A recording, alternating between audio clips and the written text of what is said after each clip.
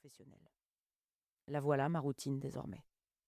Je me lève, lisse le devant de mon pantalon avec mes mains, puis je claque mes paumes sur mes cuisses pour lui faire comprendre que je suis prête. Si vous voulez bien me suivre, je tends la main, l'invitant à ouvrir la marche, puis je le suis.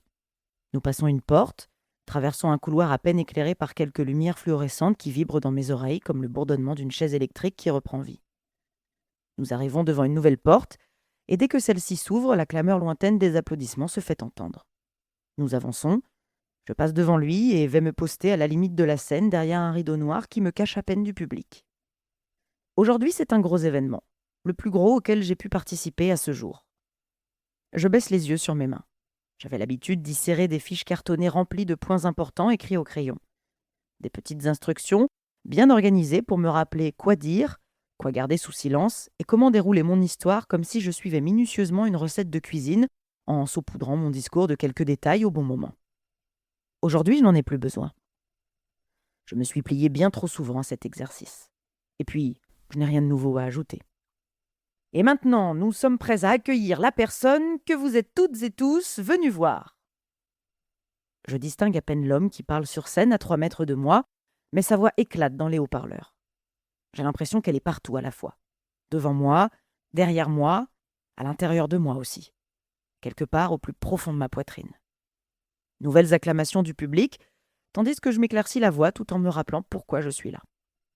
Mesdames et messieurs, c'est un honneur pour moi de vous présenter l'invitée d'honneur de notre convention True Crime, Isabelle Drake. J'avance dans la lumière et rejoins d'un pas décidé l'animateur qui me fait signe d'entrer en scène.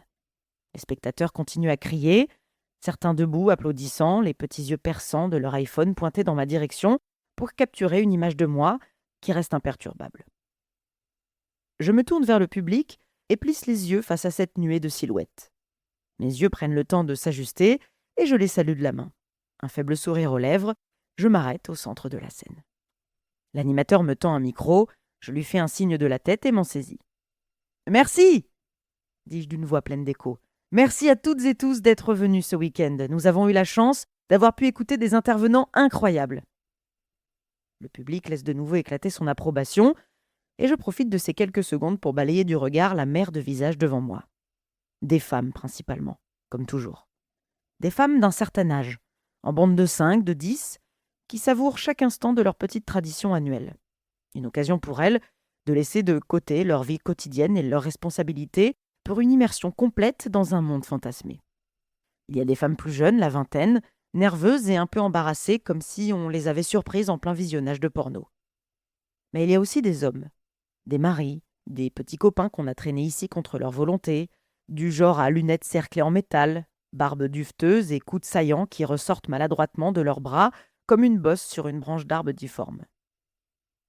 Il y a les solitaires en marge, dont les yeux s'attardent sur vous assez longtemps pour vous mettre mal à l'aise, et les agents de police qui patrouillent dans les allées en réprimant un bâillement. Puis je remarque les vêtements de certaines spectatrices. Une jeune fille porte un t-shirt floqué de la phrase « Red Wine and True Crime » avec le T en forme de pistolet. Une autre exhibe un haut blanc recouvert d'éclaboussures rouges pour imiter du sang, j'imagine. J'aperçois ensuite une femme avec un t-shirt où est écrit Bundy, Dahmer, Gacy, Berkowitz. Je me souviens être passé devant dans la boutique de souvenirs un peu plus tôt dans la journée. On l'avait tendu avec des pinces sur un mannequin. De la réclame qui me faisait penser à ces t-shirts de groupes vendus à prix exorbitant sous des tentes dans les festivals et les concerts. Souvenirs pour des fans avides d'objets de collection.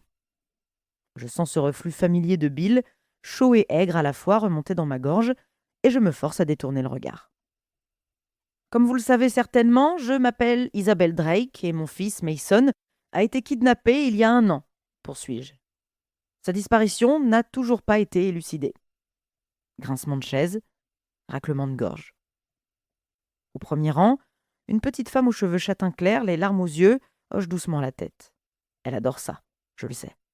Elle est devant son film préféré, grignotant du pop-corn sans réfléchir et ses lèvres bougent imperceptiblement tandis qu'elle récite chaque réplique. Elle a déjà entendu mon speech. Elle sait ce qui s'est passé. Elle le sait, mais elle n'arrive toujours pas à s'en passer. Aucune d'entre elles ne le peut. Les meurtriers dont les noms s'étalent sur les t-shirts sont les méchants. Les hommes en uniforme au fond de la salle, les héros. Mason, lui, c'est la victime. Pour continuer à écouter ce livre audio gratuitement, cliquez sur le lien dans la description et vous pourrez l'écouter en entier sans frais grâce à l'essai de 30 jours d'Audible.